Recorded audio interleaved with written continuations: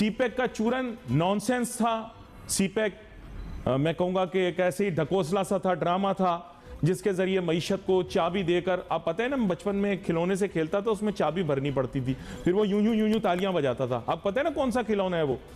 तो मैं ये सीपेक का खिलौना भी बिल्कुल इसी तरह का खिलौना है। पाकिस्तान स्टॉक मार्केट में पैसा लगाना बिल्कुल फीजिबल था ही नहीं, वायबल था ही नहीं। उसकी बहुत सारी वजूहात हैं जो मैं यक्के बाद दीगरे प्रोग्रामों में बता। जय हिंद दोस्तों, मैं महेंद्र शर्मा स्वागत करता हूं वन वर्ल्ड हिंदी में आपका। उम्मीद करता हूं आप खुश और स्वस्थ हैं।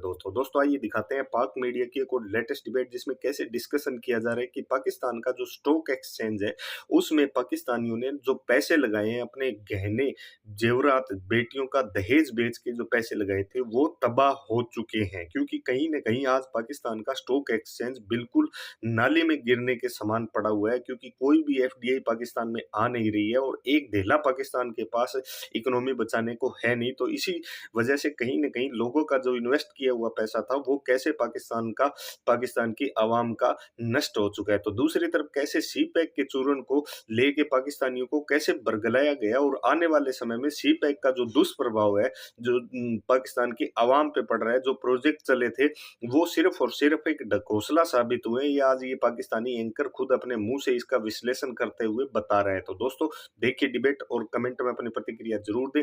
लास्ट में आपसे रिक्वेस्ट करूंगा, चैनल पे नहीं है तो चैनल को सबसे पहले सब्सक्राइब जरूर करें। दोस्तों जय हिंद, वंदे मातरम, भारत माता की जय। दोस्तों है ठीक है, पाकिस्तान की आप अपने हिसाब से कह रहे हो ना कि आपकी जीडीपी बढ़ रही है, लेकिन पाकिस्तान के अंदर कल्टीवेटेबल लैंड मैंने बड़े स्केल पे बढ़ते हुए नहीं देखा। मैंने कोई मेगा प्रोजेक्ट लगते हुए नहीं देखा। कोई बहुत बड़ा प्राइवेट इदारा या प्राइवेट मंसूबा भी मैंने लगते हुए नहीं देखा। सीपेक का चूरन नॉनसेंस था। सीपेक मैं कहूंगा कि एक ऐसे ही ढकोसला सा था, ड्रामा था, जिसके जरिए मईशत को चाबी देकर, आप पता है ना, बचपन में खिलौने से खेलता था, उसमें चाबी भरनी पड़ती थी, फिर वो यूं यूं यूं यूं तालियां बजाता था। आप पता है ना कौन सा खिलौना है वो? तो मैं ये सीपेक का खिलौना भी बिल्कुल इसी तरह का खिलौना है। ये चाबी भर के इसमें बस कर रहा है ड्रामा। ये इसकी वजह से मुल्क की मईशत सबसे ज्यादा जो नुकसान हुआ है ये सीपेक के ड्रामे की वजह से हुआ। लेकिन आप शर्म देखें, जिन लोगों ने सीपेक का ढंडोरा पीटा उनमें इतनी सी भी शर्म नहीं है कि टीवी पर आकर वो ये कह दें कि साहब हमने जो एनालिसिस की थी गलत थी, हमने जो कहा था स्टॉक मार्केट में इजाफा होगा सीपेक की वजह से, बल्कि उल्टा भट्टा बैठ गया। किसी में इतनी मर्दानगी नहीं है पाकिस्तान में कि वो आकर बोले कि उनकी एनालिसिस सारी बकवास थी। उन्होंने जो अपनी तरफ से असेसमेंट की थी कि मुल्क की इकोनॉमिक कंट्रीब्यूशन के अंदर कितना इजाफा हो जाएगा, वो सब नॉनसेंस था। क्योंकि मुल्क के अंदर ज्यादातर लोग जो हैं वो चाबी वाले वही हैं। कौन से, समझ गए ना आप जी? तो उनमें जुर्रत नहीं है कि वो आकर ये बात कर सकें कि हमारी एनालिसिस गलत थी, सीपेक का मंसूबा नॉनसेंस मंसूबा था, सीपेक की सड़क कहीं जा ही नहीं रही। नाजरीन, मैं आपको ये चीज बता रहा हूं कि ये जो सड़क आप चाइना में छोड़ रहे हो ना, ये छोड़ू तो आप हो ही, तो ये जो सीपेक में आप चाइना में जो सड़क छोड़ रहे हो कहां जा रही है? अच्छा बताओ कहां जा रही है, बताओ मुझे कहां जा रही है? ये एक शहर है उरुमची, जो आज से सैकड़ों साल पहले बड़ा अहम शहर होता था, लेकिन अब नहीं है। अब ये एक रेगिस्तान में है, चीन का रेगिस्तान जो सिंकियांग कहलाता है। ये हिस्सा भी चीन का पहले नहीं था, ये पहले चीन का हिस्सा नहीं था। वेस्टर्न चाइना ज्यादातर मुसलमान रियासतों के हिस्से थे। चाचा, ये ऐसे ही मुसलमान नहीं है ये लोग वेस्टर्न चाइना वाले। ये रियासत पहले चाइना का हिस्सा ही नहीं होती थी, ये इलाके चाइना के हिस्से ही नहीं थे। इस तक के तिब्बत भी चाइना का हिस्सा नहीं था। ये सब फर्क रियासतें थी, को किसी रियासत के साथ थी, को किसी रियासत के साथ थी, मुसलमानों की हुक्मरानी में थी। नहीं समझ में आया? तुम लोगों को समझ कुछ नहीं आएगा, बस चाबी भरने की देर है आप लोगों में। बात यह है कि मैं अब इसकी गहराई में नहीं जाना चाहता यार। सीधी बात यह है कि ये स्टॉक एक्सचेंज के अंदर सारे रिटर्न जो है नेगेटिव निकले। कैपिटल जो क्या कहते हैं मार्केट कैपिटलाइजेशन नेगेटिव, लोग तबाह बर्बाद हो गए लेकिन उनको पता ही नहीं लगा। खैर एनीवे, इस चीज को छोड़ो, सबको मेरी तो यही द्योमालाई कहानियां होंगी, या आपकी द्योमालाई होंगी या मेरी होंगी। यहां पर स्टॉक एक्सचेंज के मौजू के एक्सपर्ट जनाब फरीद आलम साहब भी हमारे साथ शामिल गुफ्तगू होंगे, इसी कारोबार वाबस्ता भी हैं और एक सीजन प्रोफेशनल है। वेलकम करूंगा सर आपको शो में। जी थैंक यू वेरी मच जी, शुक्रिया सर। तो इसकी मैं पढ़ा दूं या आप पढ़ा देंगे स्टॉक एक्सचेंज की, जो पहल करना चाहें? नहीं, आप यू आर एट लिबर्टी।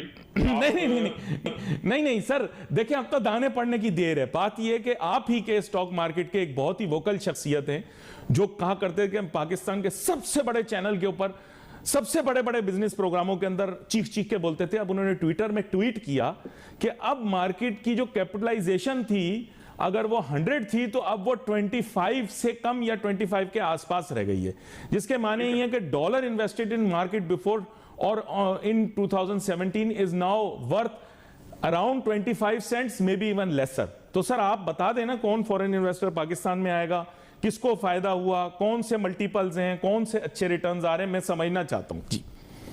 पहले शुरू कर लेते हैं 2 मिनट सी पैक से, फिर आगे चलेंगे। जी जी। सी पैक उस वक्त भी रियलिटी थी जब ये अपने अरूज पे था, और आज भी जब ये थोड़ा सा दोबारा रिवाइव होने की कोशिश हो रहा है।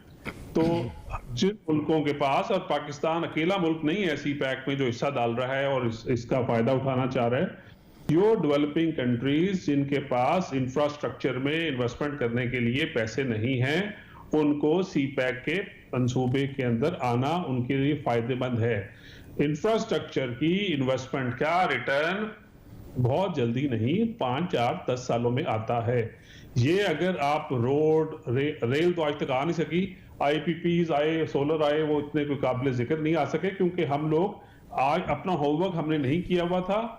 और सी पैक पे चाइना ने पाकिस्तान के ऊपर और पाकिस्तानियों के ऊपर बहुत मेहनत की हुई है फॉर इयर्स। सो एक तो हम आज तक एक पेज पे नहीं आ सके, आपने आज सी पैक को थोड़ा सा बिल्कुल ही रद्दी में करीब फेंकने डालने की कोशिश की। I think CPEC reality है, आएगा, दोबारा ठीक होगा। हम इससे कितना फायदा ले सकेंगे, कोई एक इसका ओनर हो, वो तो बार बार सी पैक के जो पाकिस्तान के रिप्रेजेंटेटिव हैं वो चेंज हो जाते हैं। बट आई थिंक कोई एज अ पाकिस्तानी हमें इसके ऊपर, मैं ये नहीं कहूंगा कि सी पैक अथॉरिटी का चेयरमैन ही डिफेंड करे इसको आगे, लेकिन मेरा ख्याल है सी पैक के अंदर पाकिस्तान ने तरक्की की है। वो जीडीपी में अगर रिफ्लेक्ट नहीं हो रही है, उसका बेनिफिट हमें नजर नहीं आ रहा, तो अलग बात है। फरीद आलम साहब, बात असल में ये है कि आप इतने नफीस और इतने संजीदा और मुतवाज़िन अंदाज से समझाते हैं ना, आपके साथ बहस करने का दिल ही नहीं करता। लेकिन सर बात क्या है कि सरमायाकारों का ना सरमाया डूब गया है। लोगों की बेटियों का जहेज जो है वो अगर आग लगा देते तो शायद ज़्यादा बच जाता, स्टॉक में लगाने से उनका हाल जो है वो शायद उससे थोड़ा सा ज़्यादा बुरा हुआ है। कुछ लोग ऐसे थे जिन्होंने पेंशनरों के भी पैसे लगवा दिए। अब वो बात ये है ना कि वो इस तरह की बातों में आ नहीं रहे। वो सब लोग कह रहे हैं कि साहब हमारा पैसा जो है वो डूबा गया है, और कितने ही अरसे से, जब से ये पाक चीन दोस्ती के चक्कर में चीनों को बुलाया था, तो उसके बाद भी स्टॉक एक्सचेंज में ग्रोथ कोई नहीं देखी। वो मतलब बातें मान नहीं रहे। मैं तो आपकी बात मान जाता हूं, आपको पता है मैं तो आपसे बहुत मुतासिर हूं आपकी शख्सियत से। सज्जाद अली का बड़ा प्यारा गाना था, हमारी जवानी तक तो चला, अभी भी चल रहा है। अच्छा। मैं डूब रहा हूं, अभी डूबा तो नहीं। अच्छा। तो मेरा ज़हन बेबिया की तरफ चला गया। अभी बात यह है कि पाकिस्तान की इकोनॉमी, पाकिस्तान की स्टॉक मार्केट, ये इसको डिफेंड करना मेरा, आपका और हर पाकिस्तानी का ही काम है। कोई अंग्रेज आके पाकिस्तान की इकोनॉमी को डिफेंड नहीं करेगा, ना स्टॉक मार्केट को करेगा। तो मेरे सोशल मीडिया पे 99 ग्रुप में लोग मुझे ऐड करके रखते हैं, मैं खैर इतना टाइम नहीं लगा पाता, बट मुझे हमेशा तलाश रहती है कोई ऐसा बंदा हो जो मुझे एक छोटी सी पॉजिटिव बताए। 49 नेगेटिव बताने वालों को लोग सर आंखों पे बिठाते हैं, चाहे वो एंकर्स हो, चाहे वो हमारे सोशल मीडिया के ग्रुप्स हो। लेकिन आई अंडरस्टैंड कि for the couple of months and years कोई खास पाकिस्तान में अच्छी बात नहीं हो रही, but that does not mean कि आप भी दूसरे लोगों की तरह मिलके पाकिस्तान और पाकिस्तानी मार्केट के और पाकिस्तान की इकोनॉमी में खराबियां तलाश करना शुरू करें। पॉलिटिशियंस में खराबियों को इतना ज्यादा ना बढ़ाएं कि हम लोग अपने मुल्क के ही खिलाफ होते चले जाएं। देखें, ये आपने बड़ी गहरी बात कर दी है। आपका कहने का मतलब ये है कि इस मुल्क के अंदर एक खास पार्टी के जो सपोर्टर्स हैं वो ज़्यादा सोशल मीडिया के ऊपर ये कह रहे हैं कि नैया डूब गई, मुल्क ख़त्म हो गया, मुल्क खुलांच हो गया, दिवालिया हो गया। कहीं आपका इशारा उन लोगों की तरफ तो नहीं है जो अपने सियासी लीडर के साथ मोहब्बत में अब ये कह रहे हैं कि ये अब और नहीं चलेगा, बचेगा नहीं। ये मैं तो नहीं कह रहा, वो लोग कह रहे हैं, सोशल मीडिया पे प्रोपेगेंडा कर रहे हैं, आपको पता होगा इस बात का।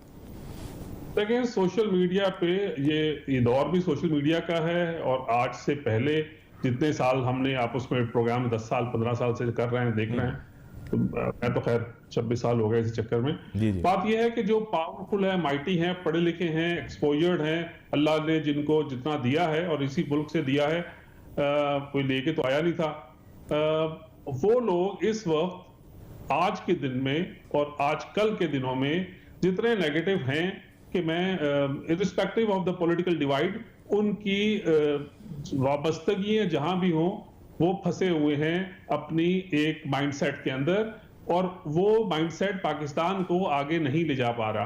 वो किसी भी पॉलिटिकल पार्टी में हो सकते हैं, और कल को चेंज भी कर सकते हैं अपनी पॉलिटिकल एफिलिएशंस।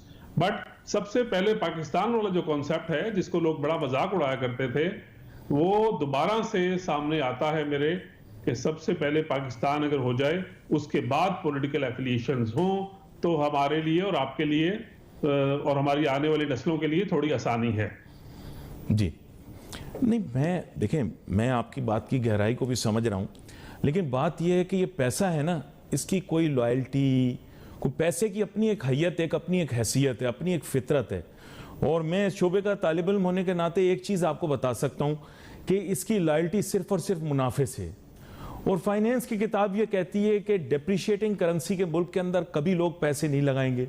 बिग 5 की अगर आप मूवमेंट देखें, हमारे उस्ताद ने हमें कहा कि बेटा बैडमिंटन खेलते हुए एक चीज़ को याद रखना, वो भी सट्टेबाज थे और वो क्लब के अंदर बैडमिंटन खेलते थे, क्लब का नाम नहीं बताऊंगा वरना आपको पता लग जाएगा बंदा कौन है। तो वो मुझे कहने लगे watch the player, watch the player. मैंने कहा सर इसका क्या मतलब है? कह रहे हैं कि देखो बिग 5 अपना पैसा स्टॉक से निकाल के रियल एस्टेट और कंस्ट्रक्शन में लगा चुके हैं, वो तुम्हें कहें स्टॉक मार्केट में लगाओ तुम मानोगे? मैंने कहा सर मुझे नहीं